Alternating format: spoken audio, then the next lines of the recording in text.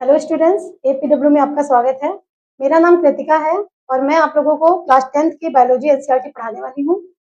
आज मैं आप लोगों को बेसिक इंट्रोडक्शन दूंगी इस क्लास में कि इसमें हमको सबसे पहले क्या पढ़ना है, चैप्टर का नाम क्या है, उसका मीन्स क्या है, उस चैप्टर के अंदर में क्या क्या आता है, उन सारी चीजों के बारे में हमको आज समझना है। तो class 10th NCERT UP board का जो भी आपका पहला चैप्टर है उसका नाम है लाइफ प्रोसेस यानी जैव प्रक्रम। क्लास 10th का जो पहला चैप्टर है बायोलॉजी का वो है जैव प्रक्रम यानी लाइफ प्रोसेस।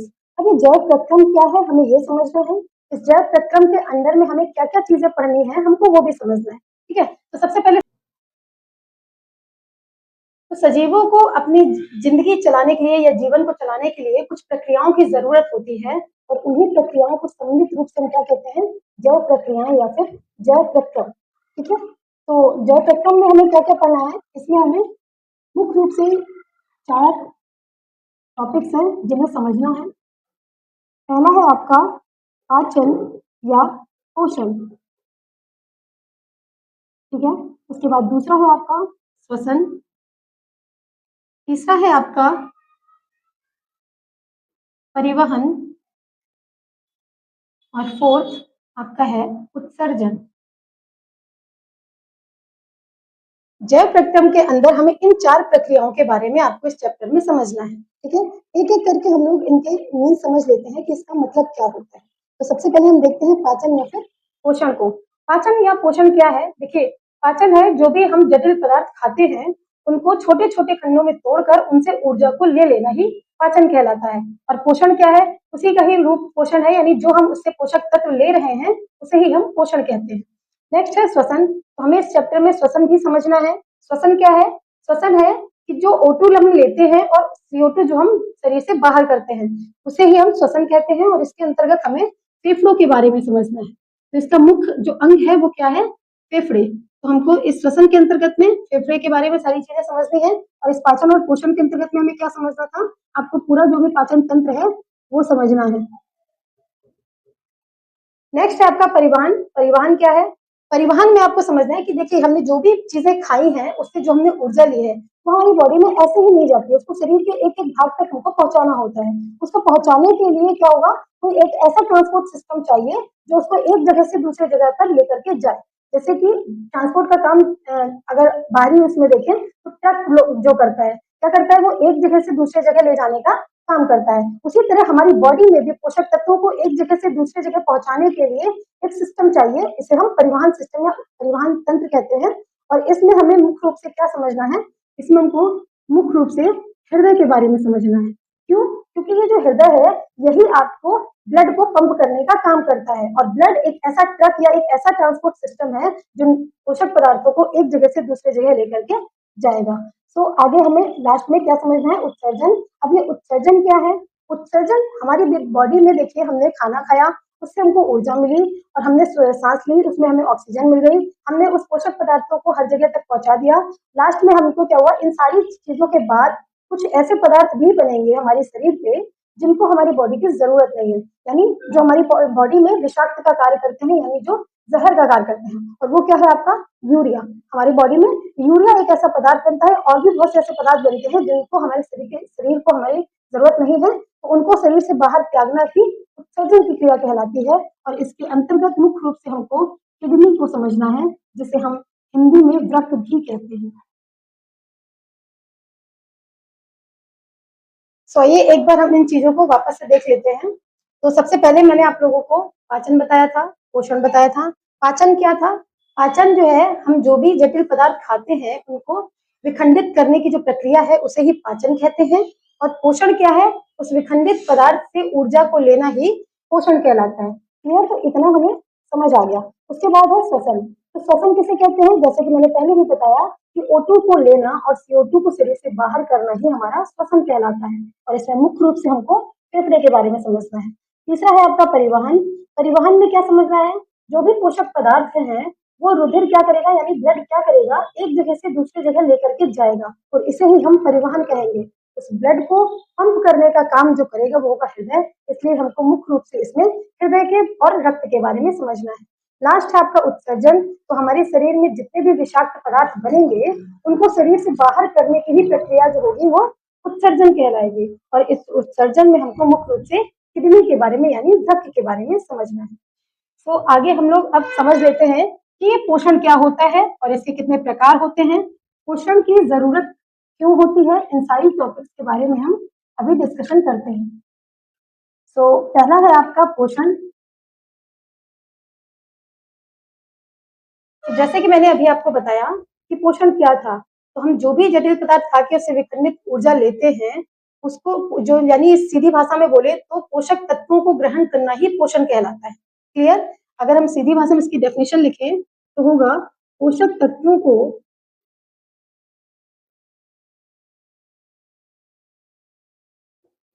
ग्रहण करना ही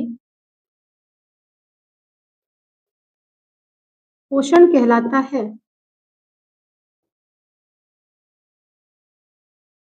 ठीक है। अब है पोषण के प्रकार, यानी ये जो पोषण है वो कितने प्रकार का होगा। तो अगर हम इनके प्रकार के बारे में पढ़े तो ये दो प्रकार का होता है। एक होता है स्वपोषण और एक होता है विषम पोषण।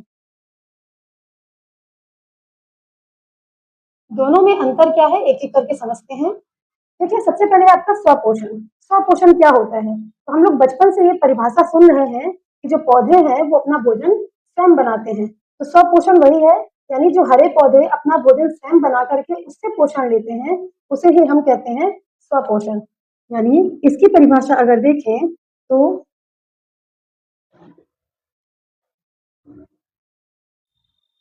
हरे पौधे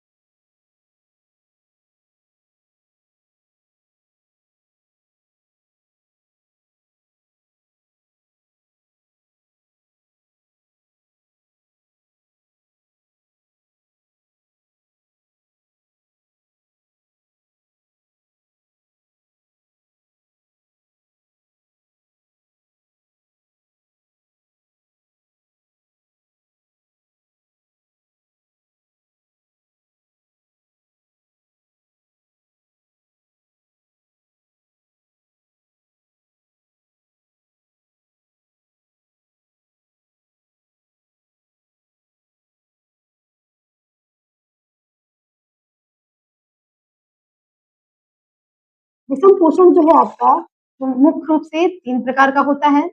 कौन कौन सा? पहला है आपका प्राण समभोजी, दूसरा है आपका परपोषी और तीसरा है आपका मृतोपजीवी। तो एक एक करके हम इसके तीनों प्रकारों के बारे में समझते हैं। प्राणी संभोजी क्या होता है? प्राणी संभोजी पोषण ऐसा होता है, यानी जो ऐसे जीव हैं जो क्या करते हैं, अपने भोजन को जटिल रूप में लेते हैं और फिर उसको तोड़ के और पाचन करके फिर उससे पोषण लेते हैं, उसे हम क्या कहेंगे? प्राणी संभोजी। और परपोषी क्या होगा? यानी ऐसे जीव जो क्या करेंगे, बिना उसे मारे, मतलब बिना किसी दूसरे जीव को मारे उसके शरीर में रह करके उससे अपना पोषण प्राप्त करता है, उसे हम परपोषी कहते हैं। उसके बाद लास्ट में है मृतोपजीवी। तो मृतोपजीवी पोषण कैसे होते हैं? मृतोपजीवी ऐसे जीव होते हैं जो सड़े गले पदार्थों से अपने पोषण को प्राप्त करते हैं। तीनों के एग्जाम्पल देख लेते हैं। प्राणी संभोजी का जो एग्जाम्पल है वो क्या है? मानव। मुख्य जो उदाहरण है इसका मानव है। बाकी जितने भी हैं आपके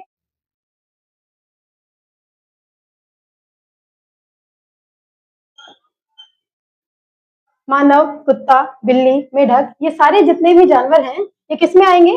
प्राणी संभोजी भी और मानव भी उसी में से एक है। उसके बाद परपोषी, यानी जो बिना किसी दूसरे जीव को मारे अपने पोषण को ले, उसे हम क्या कहेंगे? परपोषी। उसमें आपका एग्जाम्पल है जोंक, जू, और एक एग्जाम्पल है पेड़ का जिसका नाम है अमर बेल। ये कैसे जीव हैं जो दूसरों से अपने भोजन को लेते हैं पर उन्हें मारते नहीं है या कोई भी नुकसान नहीं पहुंचाते। मृतोपजीवी कौन से हैं? ऐसे जीव जो सड़े गले पदार्थों से अपना पोषण लें, उनको हम ऋतुपजीवी कहेंगे। और ऐसे हैं कवक। एग्जाम्पल क्या है इसके? कवक। आपने देखा होगा कि जब हम लोग रोटियों को अगर कुछ टाइम के लिए रख देते हैं तो वो क्या होते हैं, उसमें फंगस लग जाता है। और उस फंगस मतलब कि क्या? कवक। ब्रेड होती है, ब्रेड भी अगर खराब हो जाती है तो उसपे फंगस लग जाता है, कवक लग जाता है और वो क्या करता है, धीरे धीरे उसको खत्म करने लगता है, धीरे धीरे उसका क्षरण करने लग जाता है। उसे ही हम क्या कहेंगे? मृतोपजीवी। तो उम्मीद है कि आपको मैंने जितना भी समझाया है वो चीजें समझ आ रही हैं। और अगर फिर भी आपको कोई भी प्रॉब्लम है, कुछ भी इश्यू है, कुछ नहीं समझ आ रहा है, तो आप हमें कमेंट बॉक्स में कमेंट कीजिएगा। उस चीज का आपका निवारण होगा और उस चीज को आपको और दोबारा तरीके और अच्छे तरीके से समझाया जाएगा। तो हम इस लेक्चर की लास्ट जो हेडिंग है वो है पोषण की आवश्यकता। तो हम उसको समझ लेते हैं। क्या है आपका?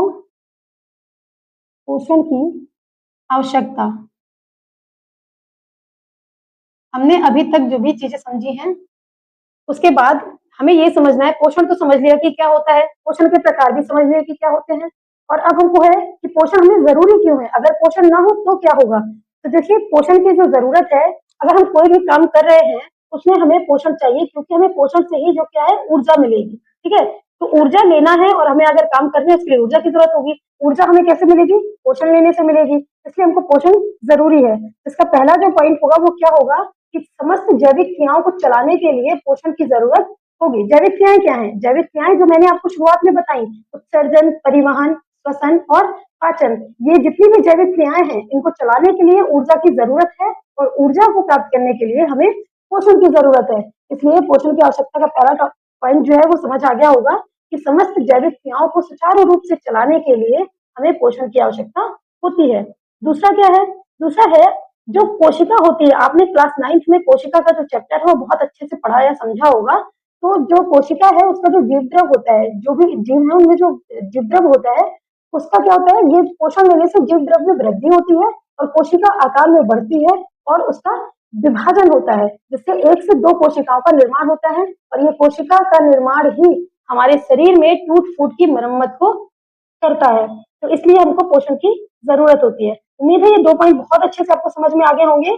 पहला पॉइंट क्या बताया मैंने कि अपनी जैविक क्रियाओं को सुचारू रूप से चलाने के लिए हमको पोषण की जरूरत होती है। और दूसरा है कि जीव द्रव को बढ़ाने के लिए और उसके बाद कोशिका के विभाजन के लिए, ताकि हमारे शरीर की जो टूट फूट है उसकी मरम्मत अच्छे से हो पाए, उसके लिए भी हमें पोषण की जरूरत है। तो उम्मीद करती हूँ ये जो मेरी क्लास थी वो आप लोगों को पसंद आई होगी। तो आप लोग चैनल को लाइक, शेयर, सब्सक्राइब जरूर कीजिएगा और मेरे नेक्स्ट क्लास का वेट जरूर कीजिएगा।